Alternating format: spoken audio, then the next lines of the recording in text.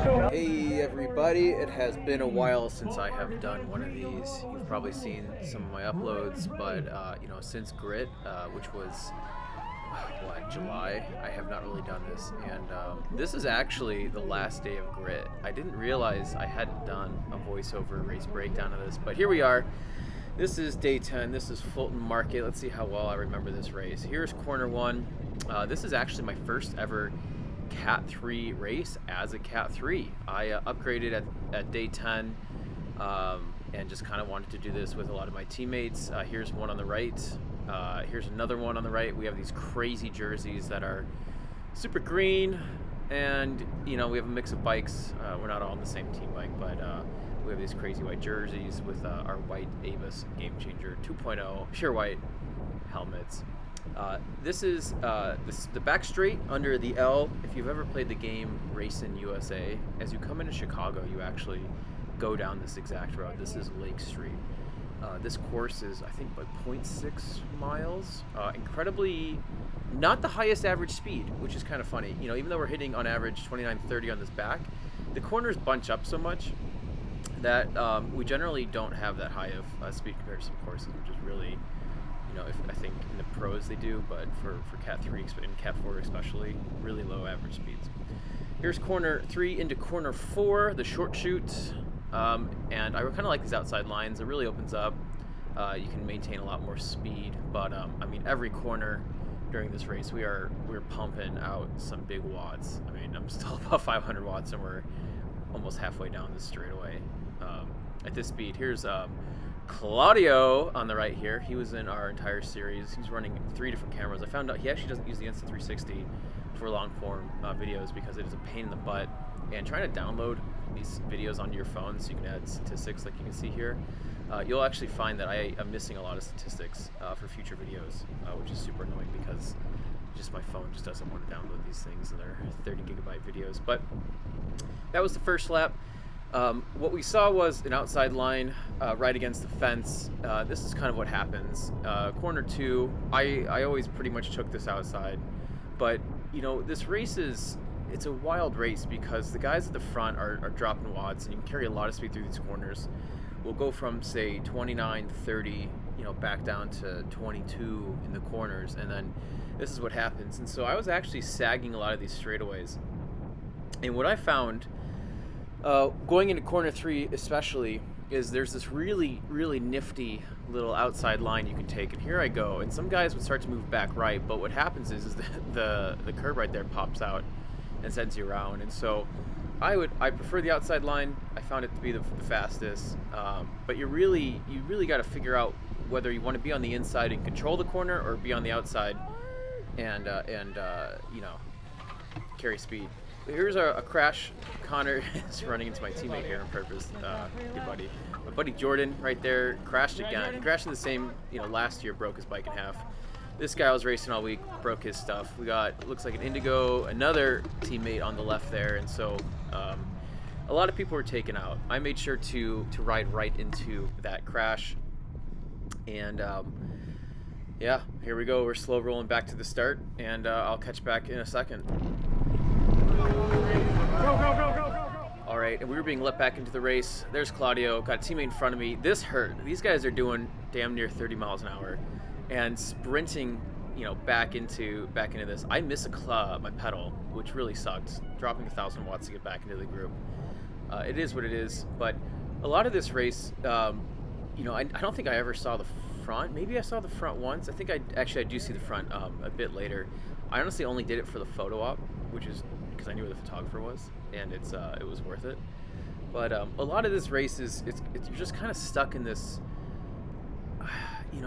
not a dishwasher. What do we call it? We call it the washing machine, kind of back and forth, push side to side, off and on. But really, for such a simple course, these corners are technical enough and they're high risk enough. As we saw with the crash that just happened, it really is an easy place to find yourself going backwards really fast. We had 70 riders in this field. I finished top 20, which I was fine with because I was kind of racing for my teammates, or top 25, whatever it was. But you can really find yourself getting tossed around, and this is a place where, especially this section, is really bumpy. As you can see, the 360, you know, it's getting sewn together not very well because of all the bumps. This corner wasn't too bad, pretty smooth, and then, you know, just random breaks along. So we'll jump ahead. Maybe we'll fast forward through a little bit of this so you can see more of the race, but in the washing machine for a while. Just wanted to quickly pop in here and kind of show what is an amazing way to get to the front. So watch this. Everyone's kind of letting up, and this is, I learned this from Jeff from NorCal, but when everyone's letting up, you keep pedaling. Do a little bit of power, sliding on the inside, and you can pass literally the entire field with, well, when pits aren't in the way. But, you know, a 500 watt dig is nothing to sneeze at, but it's also not the end of the world to make up all of these spaces. And this is truly the only time I got near the front was right here. I just wanted to see what it was like up here, carry the speed at, you know, max, and see what that felt like, just for kind of fun. I think, you know, next year my goal will definitely be to kind of stay right here, either help my teammates or help myself, and just kind of stay towards the front, helping lead out and, you know, control the race. But you know, with this really slowing, everyone's kind of, you know, tired. We're only 11 minutes into the race, so the first big lulls happened. This is what's going to happen, is we're going to see some giant attacks. We're doing, you know, probably 27, 28, 30, probably about 28 right here. The Wahoo data is obviously crazy, but watch this guy on the right.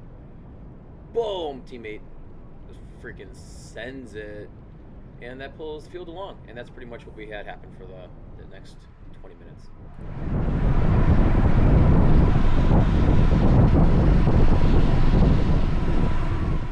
So we've jumped ahead. We're pretty far into this race, 10.2 miles, and I just want to show another example of a great way to move up. And I often preach the outside line, but that's not always the best. Sometimes you got to take what you can. So we're doing a regular big pull out of corner 2. I felt like usually that was where the biggest dig was. I think it's because Lake Street's a bit wider than Fulton Market Street, which is the front straightaway.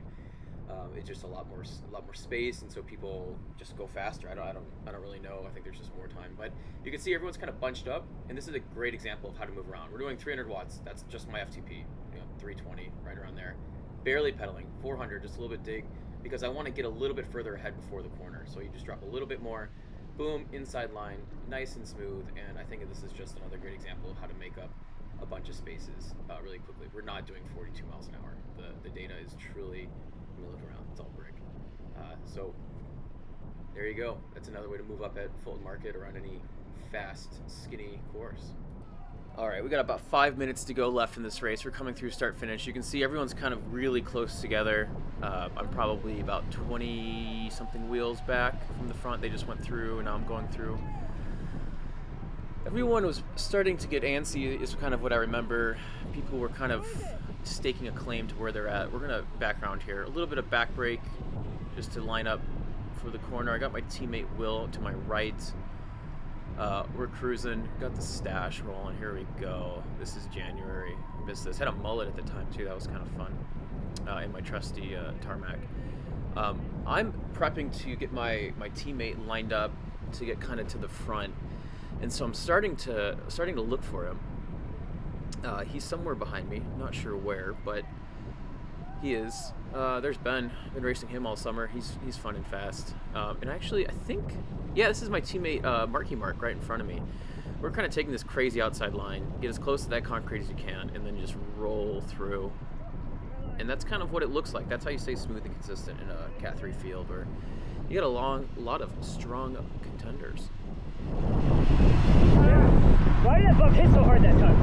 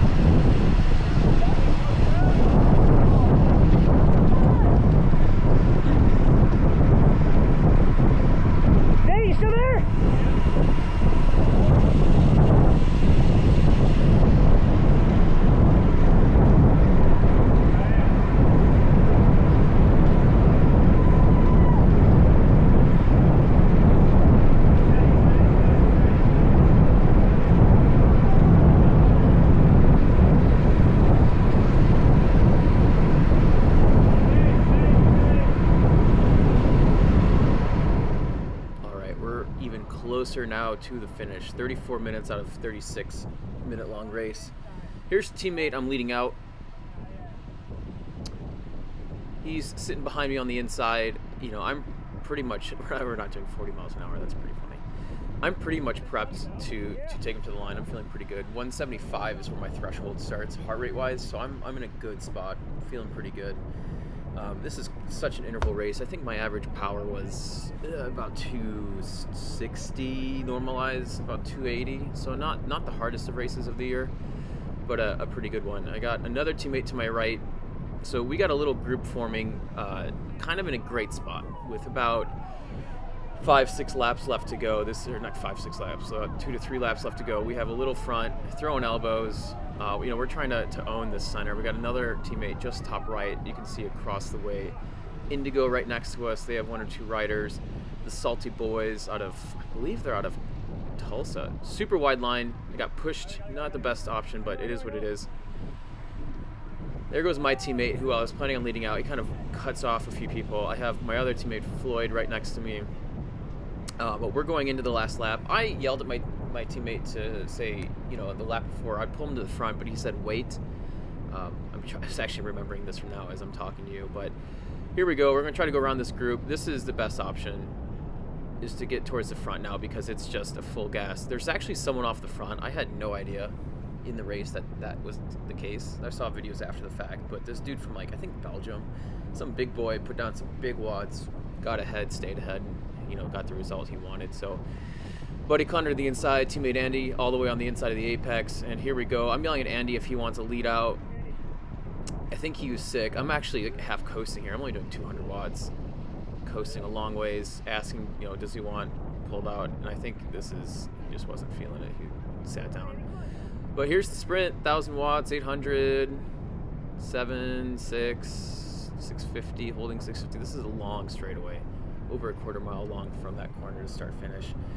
Above 600, here goes Connor. And then we pass the South Chicago guy. You know, at this point I kind of had given up, but then of course my teammate won't let me beat him. In fact, I don't think I beat him once this year in the sprint. So that's the end of Grit. Not much in this video, kind of boring, but, you know, heyo.